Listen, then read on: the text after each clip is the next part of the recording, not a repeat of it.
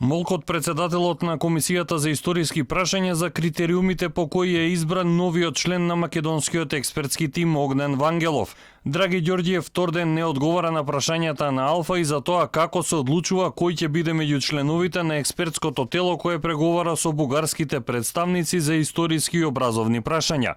На кој начин се прави селекцијата на кадри кои го заслужуваат местото во тимот кој со колегите од Бугарија одлучува за исклучително важни прашања како она за Гоце Делчев.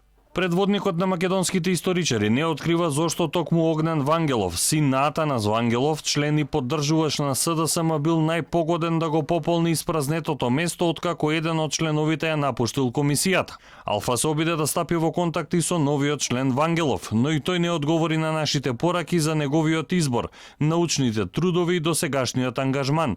Ниту на профилот на Facebook не можат да се најдат податоци за тоа на какви проекти во моментов е ангажиран. Дека Огнен Вангелов ќе биде дел од мешовитата комисија, јавноста дозна и од колумната на неговиот татко Атанас, кој пишуваше за негативните реакции на дел од медиумите во Бугарија. Токму од оваа колумна дознавме дека Огнен е всушност политиколог кој докторирал на Универзитетот Кингстон во Канада. Министерството за надворешни работи пак информира дека кадровската смена се случила на 13 октомври, на 3 дена пред разговорите и за ликот и делото на Гоце Делчев. Доскорешниот член Дарко Стојанов побарал да му престане мандатот поради студиски престој во Австрија. Од МНР објаснуваат дека изборот на членови го прави комисијата, а предлогот на седница го потврдува владата. Прашањето за Гоце Делчев барем до наредната средба на историчарите во Софија останува отворено.